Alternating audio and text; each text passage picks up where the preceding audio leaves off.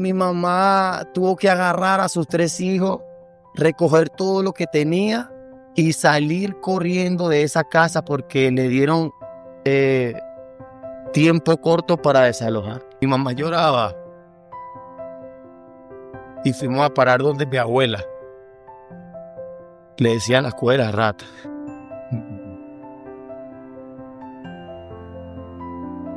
Y era una casa que se mojaba mucho. Vivía un tío mío que es drogadicto. Y nosotros teníamos que verlo a él fumando. Y me dice, bote esos zapatos. Y le digo, no, pero es que yo voy a seguir jugando, yo quiero seguir jugando. Preséntate el martes en tal sitio. Y ese hombre ese día me hizo el niño más feliz del mundo.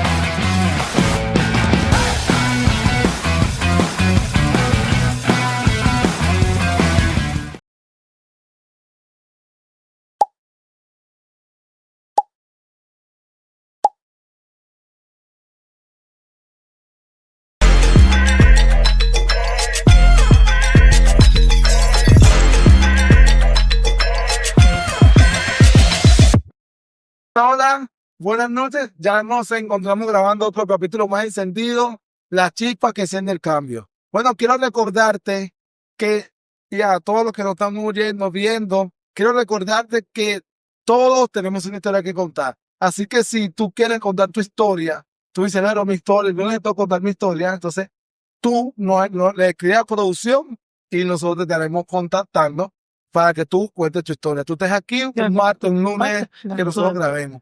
Bueno, quiero decirte que hoy tenemos un testimonio poderoso que va a cambiar y va a impactar la vida de muchas personas. Te invito a que te suscribas en las plataformas de YouTube, Instagram, TikTok, Kit. Y si nos estás viendo, síguenos. No nos veas nada más, síguenos. Claro que sí. Y bueno, yo creo que esta historia va a marcar un antes y un después en muchas vidas. Así que no te puedes perder este capítulo. Y bueno, yo creo que sin más preámbulos podemos darle la bienvenida a nuestro invitado especial de esta noche. Queremos que él pase y le brindamos un aplauso. Un aplauso para el invitado de hoy. Claro que sí. Bueno, con nosotros se encuentra mi amigo y hermano Joe Fran. Bienvenido. Bienvenido. Gracias por invitarme a este programa. De verdad que es un privilegio para mí estar esta noche con estos jóvenes que marcan la diferencia en este último tiempo. Creo que será un tiempo agradable que viviremos tras estas cámaras y creo que muchas personas se edificarán, ministro, muchas personas se edificarán con lo que vamos a compartir esta noche. Bueno, un honor y un placer tenerte aquí. Sé que tú tienes una historia poderosa, o sea, que Dios ha hecho algo también en tu vida. No sé, quiero decirle a los oyentes, a los que nos están viendo por TikTok, que compartan el enlace para que muchas personas puedan escuchar esta historia. Bueno, sin más preámbulos, comencemos este podcast y yo quiero decirte, Joe Fran, o sea, ¿quién es Joe? O sea, cuéntanos tu historia. ¿Cómo te ha ido? O sea, Desde tu infancia, ¿de dónde vienes tú? Cuéntanos un poquito de tu infancia. Mi nombre completo es Joe Fran Páez. Bien, nací en San Agustín, acá Caracas, en 1985 exactamente. Desde ese día comenzó una historia, no diría que dolorosa, diría una historia con propósito, porque todas las historias que un ser humano puede vivir tienen un propósito. Bueno, yo comencé mi vida en San Agustín, específicamente en La Ceiba. Luego de ahí, bueno, comenzaron a suceder muchas cosas. Vivía en una familia estable, vivía en una familia madre, padre, hermanos. Ellos complementaban una casa, un hogar, pero luego el sistema, por así decirlo, o la atmósfera que se respira en los barrios comenzó a arropar mi familia. Mi papá era un hombre muy trabajador y era muy responsable hasta que yo tenía el sentido de conciencia en eso. Pero luego, al pasar el tiempo, empecé a ver maltratos dentro de mi casa, de mi papá hacia mi mamá. Y eso comenzó a reflejarse en la familia se comenzó a quebrar. De verdad que es tremendo cuando un niño con sueños, con metas, empieza a ver ese tipo de ¿Qué edad tenías tú, no? como, Empezaste a ver eso. como 8 años. 8 años tenía ya la conciencia de que es lo bueno y de que es lo malo, porque un niño a partir de los 6 años, 6 años en adelante, comienza a tener la conciencia de lo que es bueno y de lo que es malo. Y a partir de esa edad, Julián y Egli, ellos comienzan a absorber recuerdos y a guardarlos en el corazón. Y a partir de esa edad yo comencé a guardar muchas cosas en mi corazón. Mi papá consumía drogas escondido y yo no sabía. Y él comenzó a dejar muchas cosas, dejó el trabajo, de ser un preparador de jarabe de la Pepsi-Cola con un sueldo extraordinario, donde mi papá compraba comida por caja, comenzó a barrer las calles en la alcaldía. Wow. Una pregunta antes de que continúes. Estás diciendo que tú comenzaste a ver un maltrato de tu papá hacia tu mamá. ¿Qué fue lo que causó eso en tu corazón? Wow, comencé a ver una cruda realidad donde mi corazón como niño todavía no entendía qué estaba pasando si éramos una familia estable. Yo pelotero como tu hijo desde pequeño, pelotero. Me gustaba mucho el béisbol, me gusta mucho el béisbol. Fui de los mejores en mi época, de los mejores ganando 5 Champions, 5 años seguidos, preinfantil, infantil, pre-junior, junior y juvenil. Me gané el mejor primera base de la temporada en Criollito de Venezuela. Era una persona que le gustaba muchísimo el béisbol. Pero cuando la cabeza de un hogar está dañada, automáticamente lo que baja es daño. Claro, yo tengo una pregunta también. Por ejemplo, cuando viviste esa experiencia de maltrato de tu papá contra tu mamá, ¿nunca sentiste, no sé, sed de venganza, de defender a tu mamá, por ejemplo, cuando fuiste creciendo? Sí lo hice. Me recuerdo que la última vez que tuve un encontronazo con mi papá fue porque me dio un correazo en el pecho. Me partió el pecho y lo último que yo le dije a él fue esto. La última vez que me toca es esta, porque la próxima vez que te va a tocar soy yo. Wow. Y le quiero contar algo aquí, y yo perdoné a mi papá. Lo perdoné, pero eso va un poco más adelante. Eso no viene ahorita. Ahorita te voy a contar esta parte de mi vida que fue muy traumante para mí, porque fíjate que mi papá vendió nuestra casa materna con nosotros adentro. No quiero llorar todavía. Ya va. Si quieren seguir escuchando, suscríbanse, síganos en TikTok, en todas las plataformas ya mencionadas y síganos. Ok. Seguimos aquí, Vinitro. De verdad que esto es una oportunidad tremenda porque yo sé que muchos jóvenes pueden ser edificados a través de este podcast.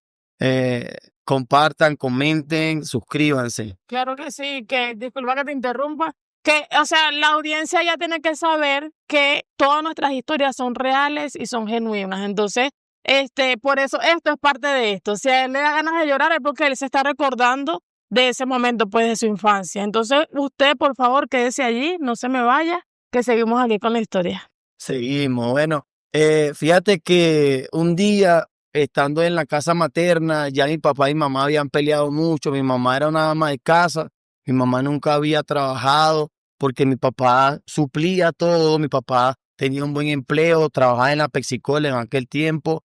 Era uno de los mejores trabajos que un hombre podría tener. Mi papá es un hombre estudiado, todavía está vivo. Es un hombre estudiado, un hombre que se preparó, pero la droga dañó su vida y obviamente dañó su familia. Fíjate que un día estamos en la casa, ya habían peleas, ya mi hermano mayor había dejado de estudiar, mi hermana estaba muy pequeña, ya yo estaba entrando en conciencia de lo que estaba pasando dentro de un hogar, y llegó una tía mía que hoy día está muerta y nos toca la puerta, siendo nuestra familia. Eso hirió mucho mi corazón, nunca se me olvidó. y mi tía nos dice, sálganse de la casa porque esta casa ya no es de ustedes. De hoy para hoy, Egli, de ya para allá. Y mi mamá tuvo que agarrar a sus 3 hijos, recoger todo lo que tenía y salir corriendo de esa casa porque le dieron tiempo corto para desalojar. A mi tía no le importó que fuesen sus sobrinos, no le importó que fuese su cuñada en un tiempo, no le importó que fuera la mujer que le dedicó años a su hermano, que le dedicó tiempo, que le dedicó servicio, porque una mujer ama de casa dedica el servicio a la familia. Es un trabajo más arduo que creo que trabajar en la calle. Entonces ese día mi mamá lloraba mucho.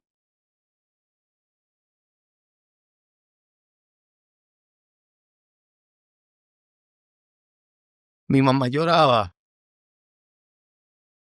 y fuimos a parar donde mi abuela. Le decían la escuela rata.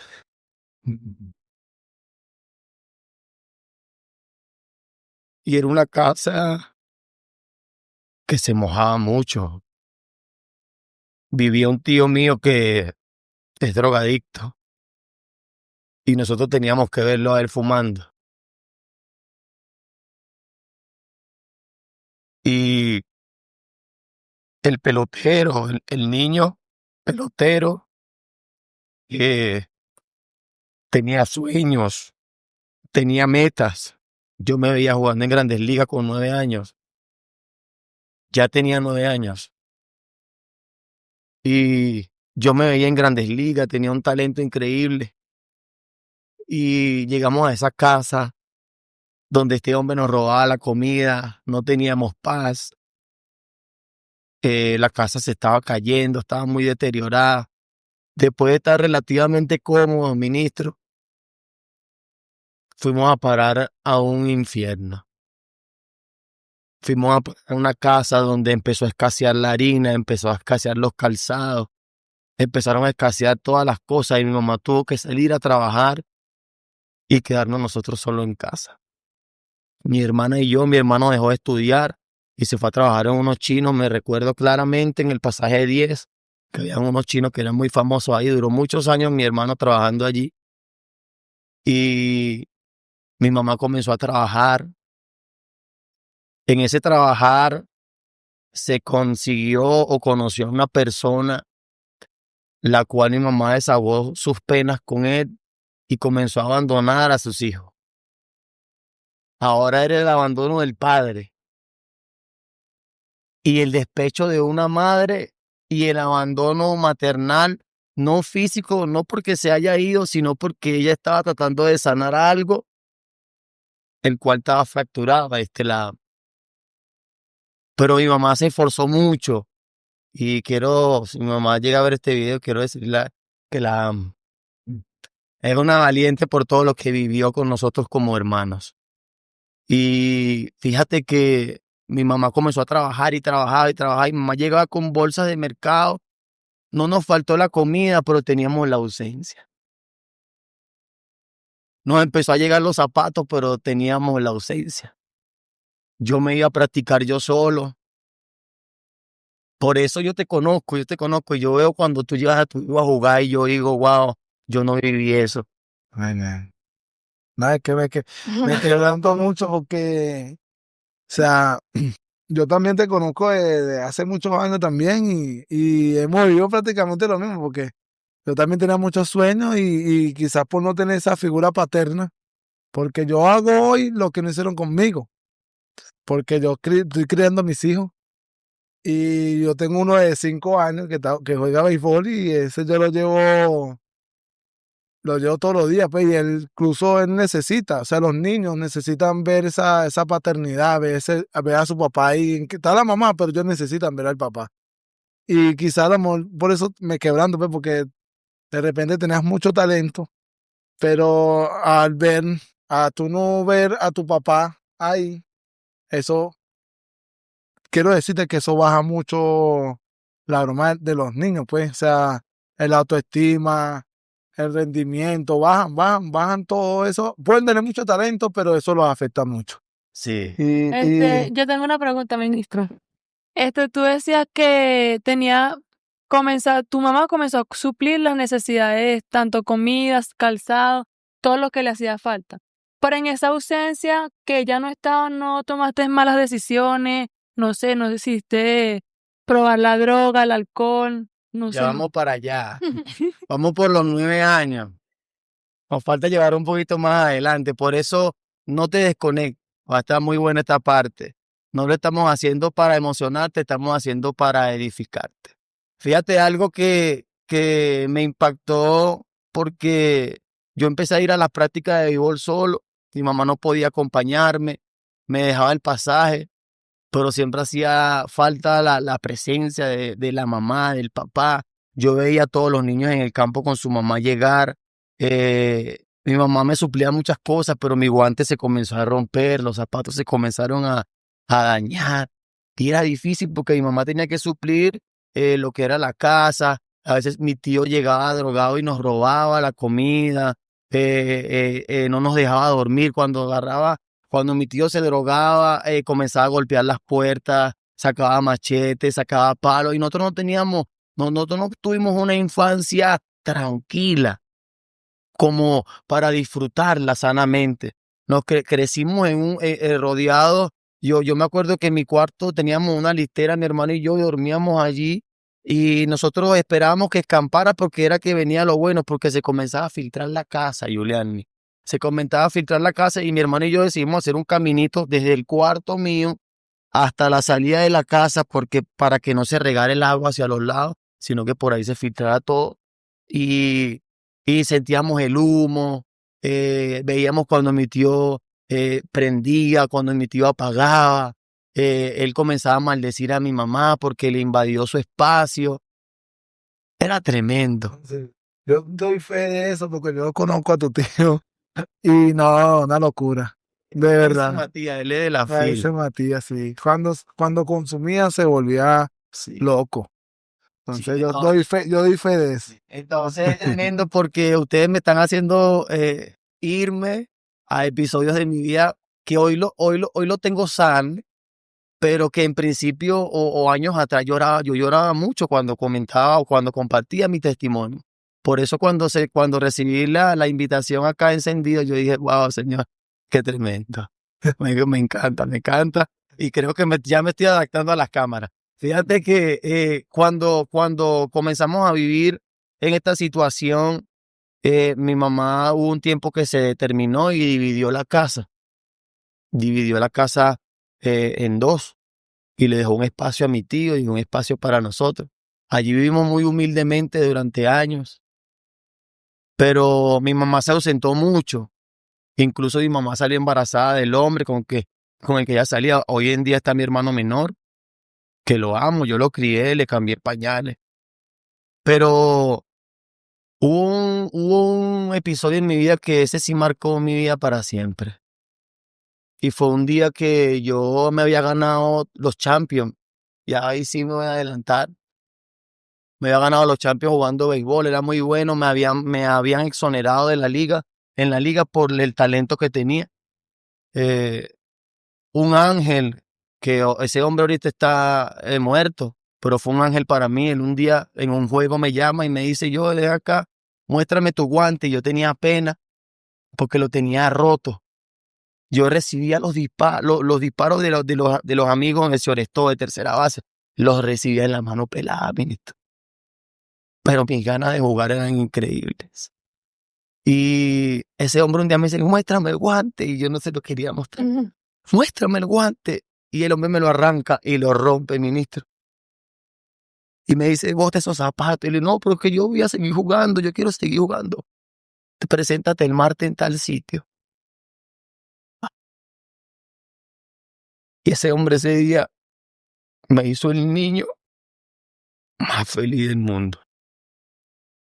Me compró guantes, me compró zapatos, me compró unos guantines. Ah, y yo estaba muy feliz, demasiado feliz. Y cuando yo paso a juvenil, este hombre muere. Yo dije, wow, se murieron mis ilusiones de tener un representante. Y me llaman los Tiburones de La Guaira a un entrenamiento en el universitario. Llamaban a 2 personas por liga. Ahí me llamaron como primera base con otro muchacho. Llevaba un bolso lleno de sueños, ministro. Estaba muy emocionado porque yo decía, este es el paso que voy a dar para cumplir la meta, sacar a mi mamá del barrio, darle lo que ella no ha tenido. Cuando llego al estadio universitario, que vamos a entrar, me dice, ¿dónde está tu papá? Wow. Sí, porque yo bien. Ahí el papá tiene que estar. Y me dijeron, si no tienes tu papá aquí, Sí. no te puedo firmar. Wow. Y allí murió mi carrera beisbolística. Yo dije, ¿dónde estaba tu papá en ese entonces? Estaba en la tasquita, consumiendo droga y alcohol. Yo lo correteaba para que me diera un abrazo, la bendición o me ayudara monetariamente en algo. Ya era casi un adolescente. Era un adolescente ya. Pero mi papá estaba hundido en las drogas. Hundido en el alcohol y ese día se murió mi sueño de ser beisbolista y nació un ser déspota. Claro, yo me imagino que ese día sentiste rabia. ¿Qué sentiste hacia tu papá en ese entonces cuando te dicen, no, tu papá dónde está? Sin tu papá no puedes firmar o no puedes estar aquí. Qué sentiste ese día hacia tu papá? Wow, ministro, ese día no sentí nada. Sentía, era como, yo le decía, wow, como una persona puede dañarle los sueños a un joven.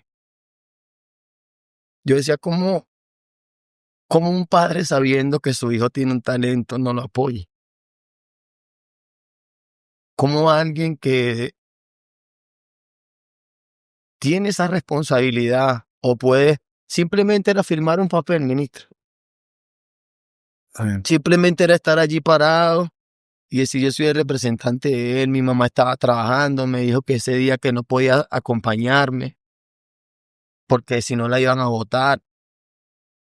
Y ese día quedé frente a un estadio con un bolso y preguntándome ¿dónde estará mi papá? Y desde ese día en adelante le contestó la pregunta a Giuliani que me hizo hace rato. Al poco tiempo me convertí en un joven inservible. Comencé con un cigarro en un matiné.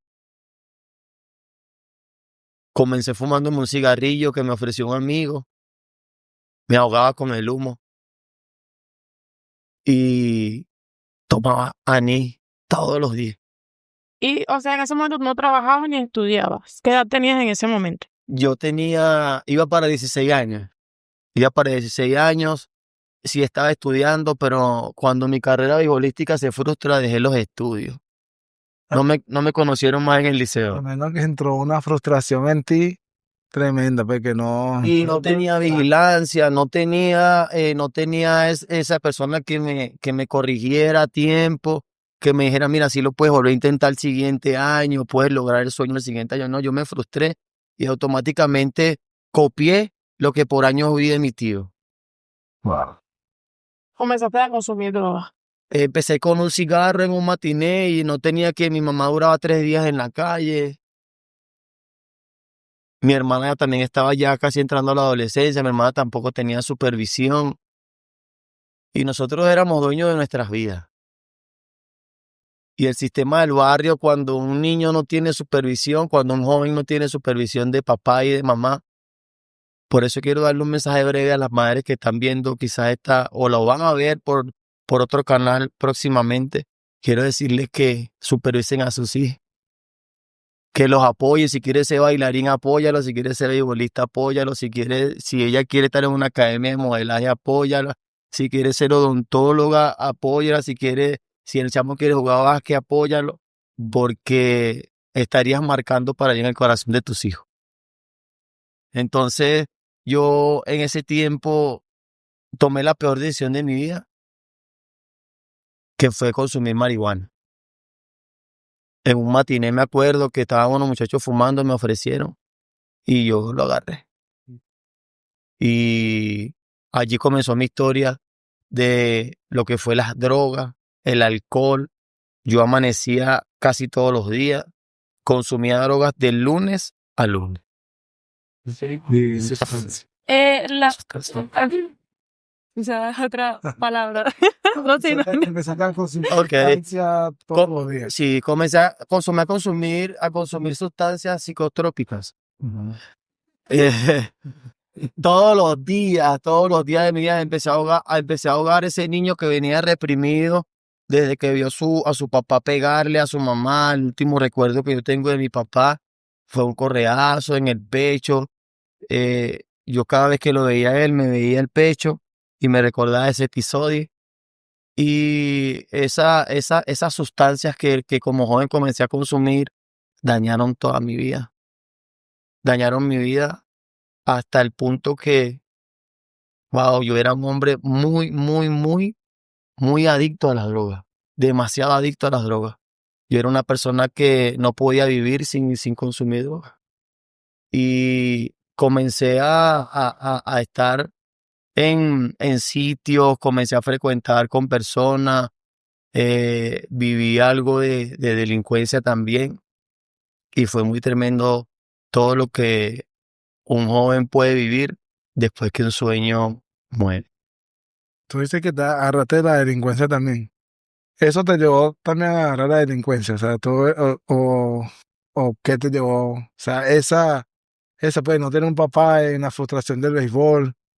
O sea, me imagino que viste ese camino y también, bueno, Porque la vida de un joven que está en la calle consumiendo drogas te lleva a estar en los containers recogiendo la basura o te lleva a tomar un arma. Y sin supervisión, sin nadie que te corrija, sin nadie que te diga que lo estás haciendo mal, el joven ahoga o trata de llenar su vacío de la ausencia maternal y paternal en esas cosas. Entonces, por no tener una supervisión, todo lo que me ofrecían que venía del mundo hacia mí, yo lo agarraba. Yo no tenía un armamento mío personal, pero sí me la pasé con muchas personas con armamento. Llegué a robar, llegué a robar a mi mamá también para consumir droga. Y fueron episodios fuertes, fuertes, fuertes, hasta el día que llegó Jesucristo a mi corazón. ¿qué edad tenías tú cuando estás sumergido en las drogas, en la delincuencia? ¿Qué edad tú tenías en ese entonces? Ya en ese tiempo yo comencé a consumir sustancias a los 18 años exactamente.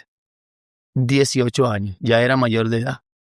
Era mayor de edad y consumí droga hasta los 27 años. Wow. 9 años. 9 Nueve. años consumiendo. 9 años, pero yo digo que en 9 años consumí toda la droga vida y por haber, Wow. hasta que Dios tocó mi corazón una noche.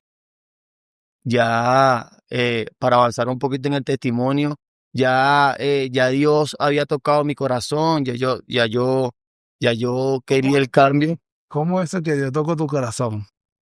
¿Cómo es? Explícame eso. Te Porque voy a- Antes de que algunas- él lo explique, vamos a decirle a las personas que si todavía no te has suscrito a nuestro canal de YouTube y ya llegaste hasta este punto del capítulo, por favor, pon pause y ahí abajo comenta, suscríbete, dale a la campanita para que cada vez que saquemos un capítulo nuevo te llegue la notificación. yo veo. Ok, fíjate que cuando yo comienzo a consumir drogas, mi mamá es tocada por Dios y ella es convertida, ella se convierte y comenzó el proceso de restauración en ella. Mi mamá hoy en día es pastora de una iglesia acá arriba en Terrazas del Alma. Por eso creo que fue lo mejor que Dios pudo hacer, tocar a mi mamá. Ya yo estaba en las calles, estaba consumiendo mucha droga, yo no visitaba a mi mamá, yo no la frecuentaba porque mi aspecto era horrible. Ya yo estaba muy entregado a las drogas, ya Dios me había, ya Dios comenzó como a invadirme porque mi mamá, Ya en ese momento no tuviste, no sé, estuviste al borde de la muerte, no sé, una sobredosis, algo así, no experimentaste nada de eso. sí, sobredosis no, pero sí estuve al borde de la muerte. Una vez venía con mucha marihuana en los bolsillos, muchas sustancias.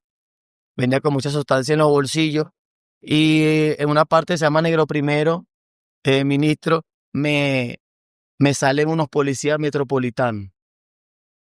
Y corto, me devolví, corrí, me les devolví, corrí.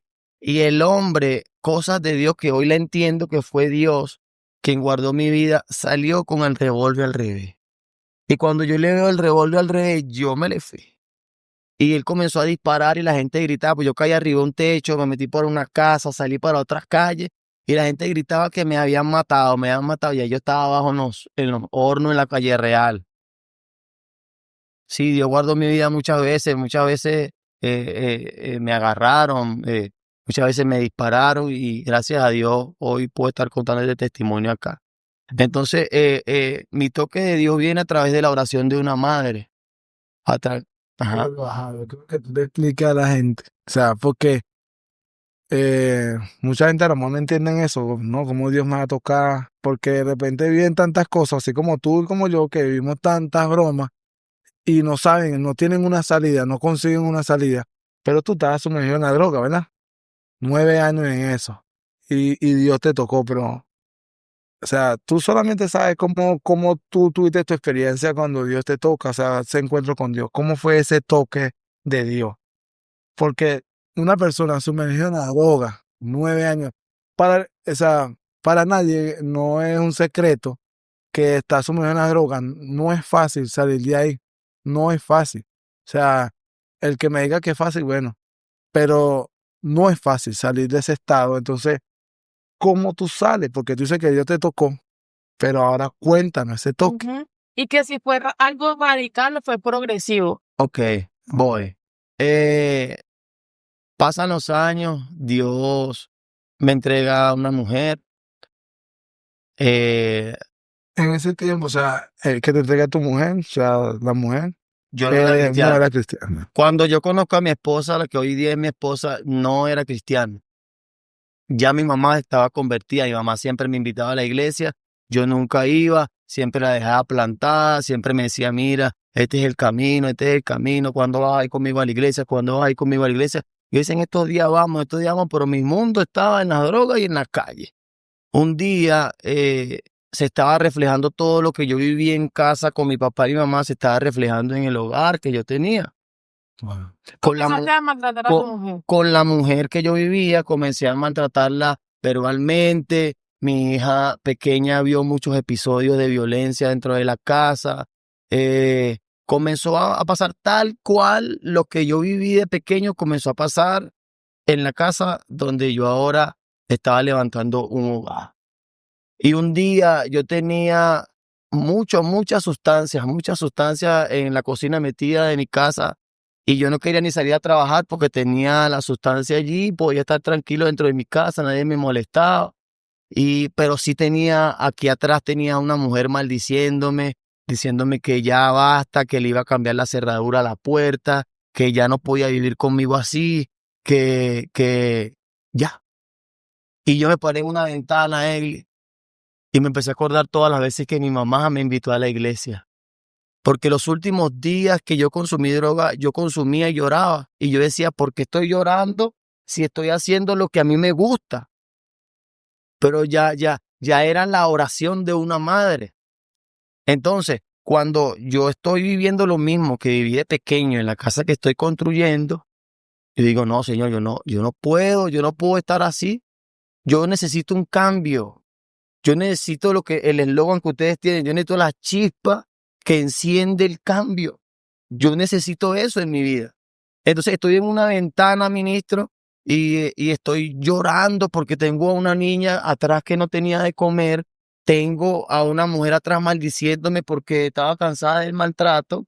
Y cuando estoy en esa ventana, escucho a lo lejos una persona predicando y cantando alabanza. Y yo digo, Señor, si tú eres real, yo necesito cambiar hoy mismo. Y algo dentro de mí me dijo, sal y busca esa música. Cuando salgo, me pongo una capucha, me acuerdo, Y mi esposa me dice, si sales a la calle a hacer tu marramucia, no entras más a mi casa más nunca. Pero ya yo le había dicho a Dios en esa ventana que quería cambiar. Ahora viene lo más poderoso. Ya, vamos a invitar a las personas que se suscriban en YouTube. Este capítulo va a salir el próximo domingo. Y así como este, hay muchos capítulos que de verdad son de edificación para la vida de todos ustedes. Claro que sí, a nuestra audiencia de TikTok, si todavía están allí, ahorita es que viene lo mejor de esta historia, así que no te desconectes, comparte y dale tac a la pantalla. Ok. Fíjate que salgo de mi casa turbado, atribulado, porque estoy a punto de perder lo que Dios me entregó en un momento, que era la familia, era mi hija, era la mujer que me estaba ayudando. En ese momento salgo atribulado, queriendo cambiar, llorando, tenía droga en los bolsillos, pero yo lloraba cuando la consumía. Y cuando yo me cruzo donde yo vivo, cruzo hacia el lado del frente y la música se va acercando más a mi oído y la voy persiguiendo. Cuando subo, llego a la cuadra donde yo viví. Tú eres testigo que ahí hay una iglesia.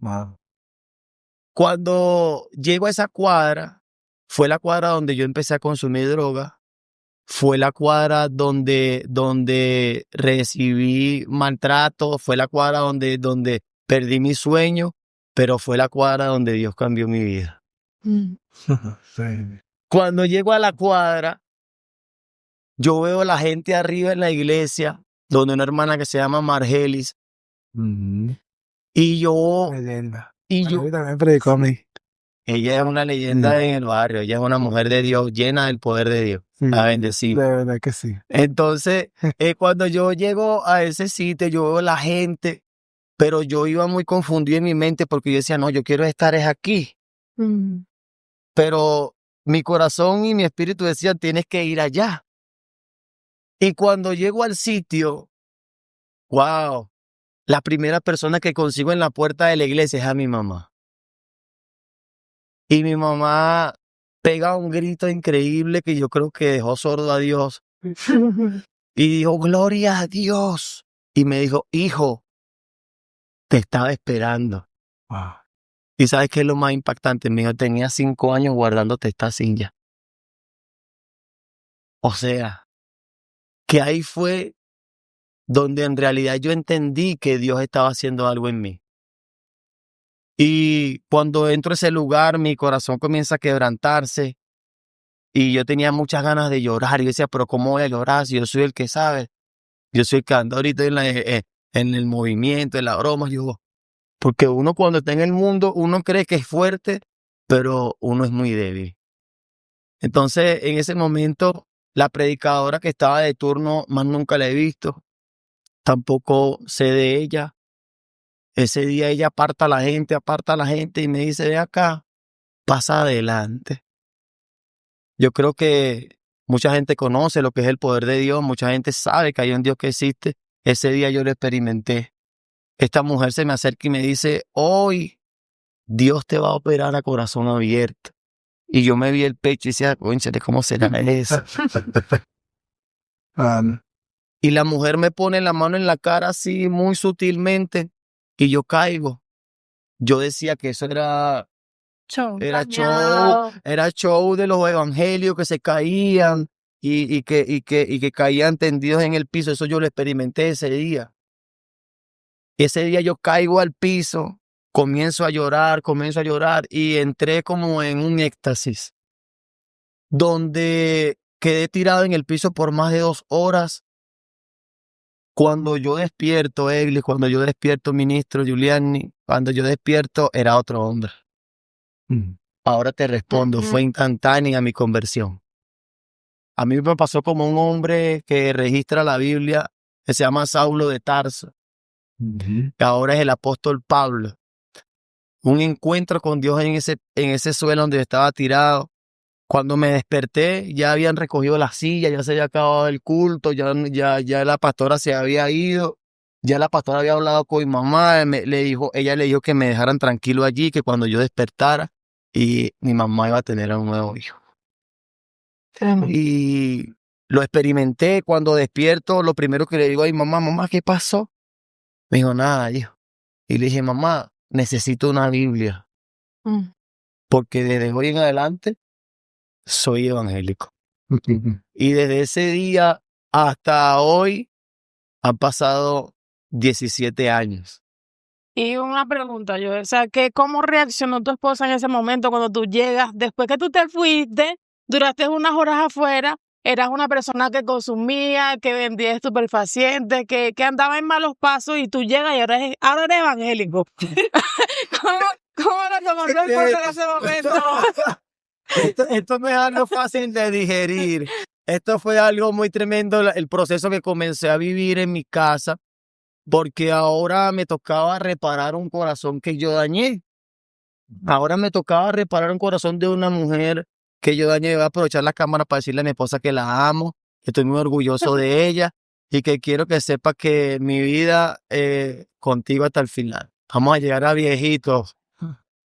Me encanta servirle a Dios con mi esposa. Fíjate que cuando yo llego ese día, yo comienzo a asistir a una iglesia pentecostal, mi vida comienza a ser cambiada, pero yo me dediqué a transformar lo que el enemigo o lo que el diablo había robado en mí. Yo me convertí en un hombre que ayunaba, que oraba, sin molestar a mi esposa, sin decirle, mira, vamos, sin decirle, mira, tienes que ir conmigo a juro a la iglesia, no. Yo simplemente me dediqué a orar y a ayunar, orar, ayunar, tratar en lo posible de dar un buen testimonio y de demostrarle a ella que había un cambio. Hasta que en ese transcurso de que yo estoy buscando a Dios y todas estas cosas, pasaron 7 años. En esos 7 años que pasaron, mi esposa es tocada por Dios, pero no en la iglesia donde yo estaba, sino en una iglesia llamada Restaurador del Reino. Esto creo que tiene que haber otro podcast. Segunda parte. Porque sí, el testimonio es largo, porque allí viene la restauración de nuestro matrimonio como tal, viene la restauración cuando pisamos esta iglesia. Claro, porque tú dices que tenías 7 años, pasaron 7 años, pero en esos 7 años de lucha, o sea, no era que ya estaba restaurado. No, fueron 7 años donde yo tuve que luchar con la abstinencia, tuve que luchar con mi propio yo, tuve que...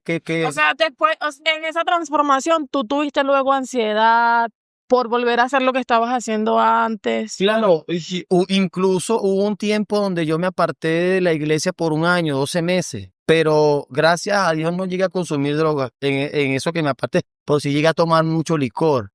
Entonces estaba sufriendo como una recaída. Claro. Wow, tremenda pregunta. Hay algo ya... Porque hay gente que dice que cuando tú conoces a Dios, o sea, ya tú no quieres como experimentar más nada, sino volver al mundo, sino que, o sea, cuando tú conoces a Dios, es imposible volverte al mundo, pues, o sea, porque Dios te llena, Dios te da todo. Hay gente que lo dice. O sea, ¿por qué? ¿Qué pasó? ¿Por qué te aparta? Fíjate que hay algo que la Biblia menciona que se llama religión. Ajá. Este es un tema muy profundo que controversial. muy controversial, que no mucha gente entiende en este tiempo porque la gente piensa que la religión solamente la llevan los brujos o los católicos. No, hay evangélicos que tienen religión y la religión mata, la religión seca, porque la religión es un dogma de hombre. La religión es tú haces esto, pero a mi manera. Entonces, la religión comenzó a secar mi matrimonio, la religión comenzó a secar partes de mi vida. Y yo decía, pero si yo estoy buscando a Cristo acá, porque esta área está seca aquí, si Cristo lo llena todo. Entonces, en esa transición de mi vida, que comencé a experimentar lo que es la religión como tal, yo dije, wow, entonces mejor me voy al mundo. Pero cometí un error yéndome al mundo, porque duré 12 meses donde lo que había construido allá en intimidad con Dios, lo estaba perdiendo. Entonces, yo creo que Dios hace como quiere, donde quiere y como Él quiere. Porque yo me acuerdo que llegué a esta iglesia por un trabajo de electricidad. Estaba pasando una situación muy fuerte en mi casa nuevamente, se estaba repitiendo, no la violencia, pero sí la escasez. Había empezado a construir una casa y la había dejado a la mitad. Estaba durmiendo en un colchón sin cama. O sea, estaba fuerte la cosa. Entonces estaba la cuestión, si vuelvo a la iglesia o me quedo en el mundo hasta que pase lo que tenga que pasar. Pero cuando pasan los 7 años, yo me consigo con un pastor de este ministerio llamado William Rodríguez. Eh, Él me dice que le haga un trabajo en su casa. Yo voy y le hago el trabajo en su casa. Él me recomienda a esta iglesia donde llego aquí por un trabajo de electricidad, pero no era la electricidad, ahora era la paternidad, ahora era la llenura de Dios en mi vida nuevamente y la verdadera restauración.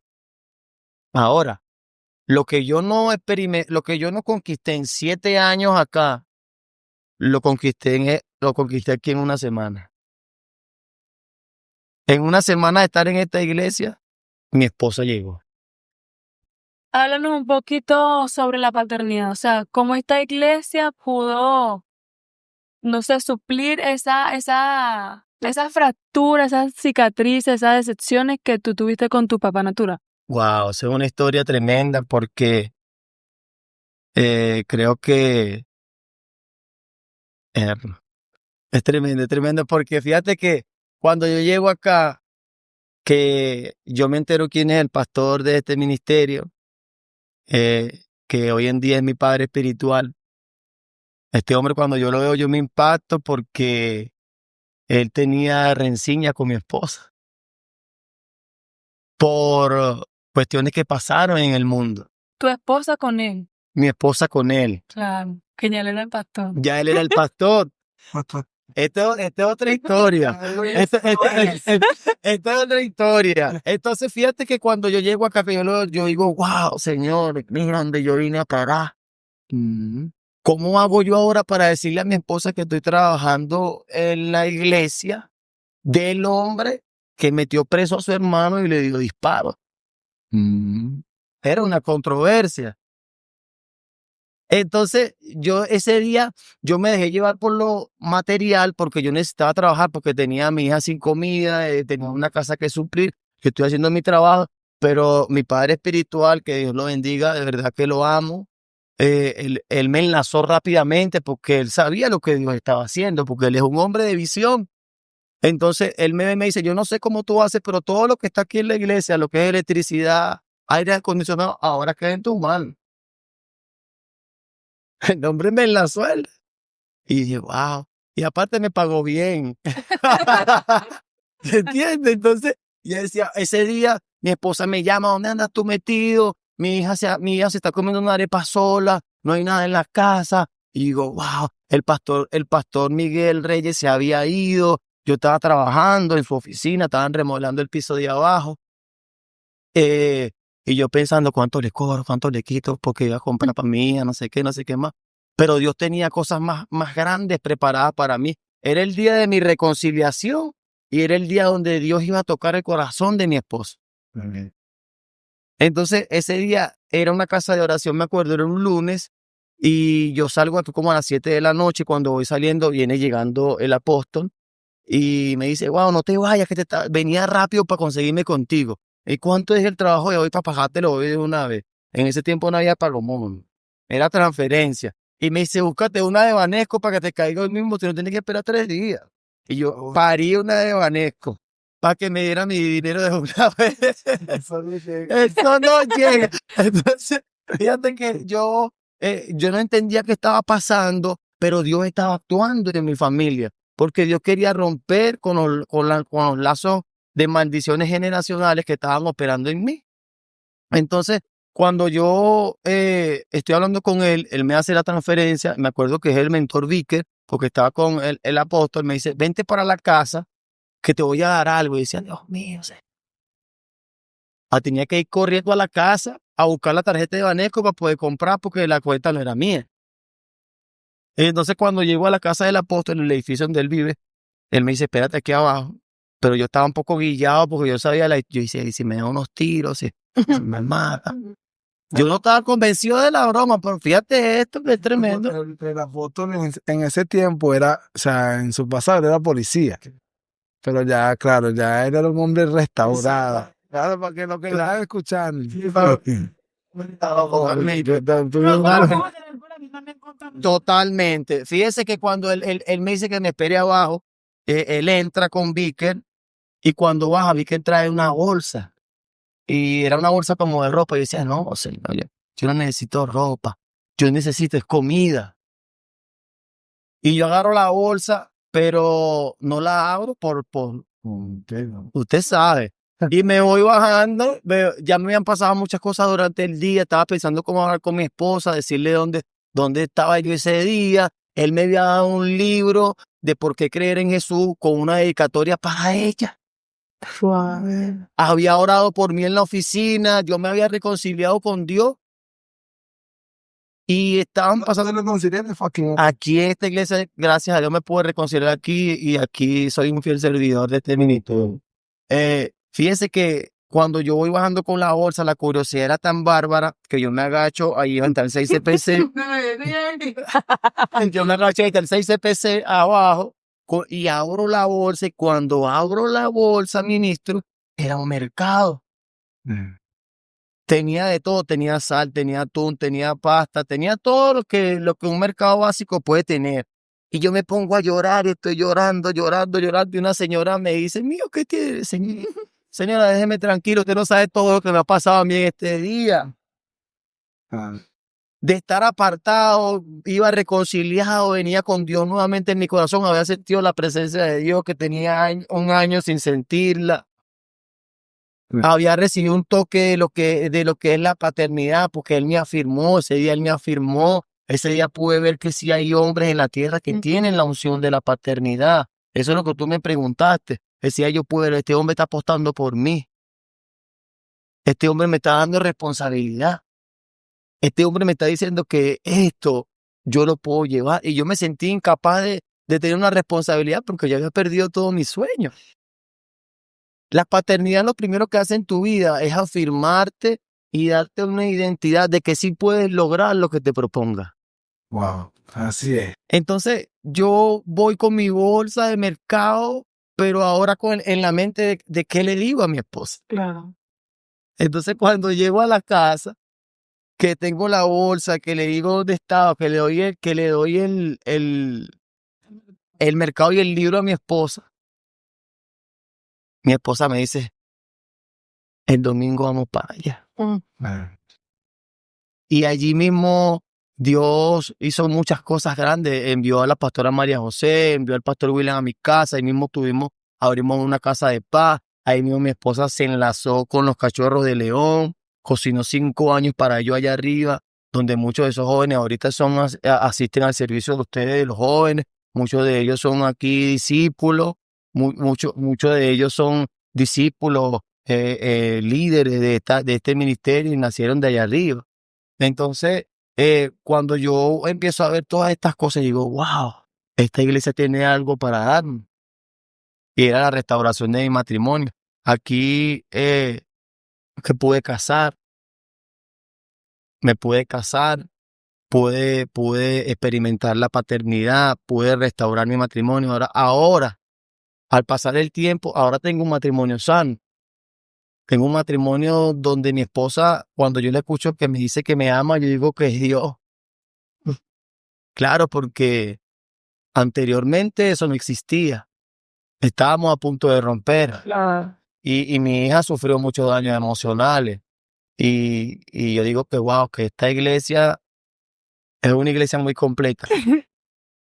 Amén. Bueno, ya estamos ya al final de este podcast. Así que bueno, Joey, ¿qué tiene para decirle primeramente a esos Ya va, ya padres? va. Más las gracias a todas las personas que hasta ahora se han mantenido conectadas. Síganos, conéctense. Síganos y suscríbanse en YouTube. Y contéstenos, si tienes una historia que contar, como dijimos al principio, allí puedes dejarlo y te estaremos contactando para que luego tú estés aquí Claro, también contándolo. tu nombre y tu número de teléfono. Así es. Ajá, Joey, ¿qué tienes tú para decirle a esos padres que de repente, por circunstancias, por X, abandonan a sus hijos? Wow, tengo para decirle un par de cosas. Primeramente que que amen y valoren a su familia, que la familia es un regalo. Y segundo, que traten de buscar a Dios, porque un hombre sin Dios representa una familia vacía. La paternidad, o sea, la paternidad, el papá es importante en una familia.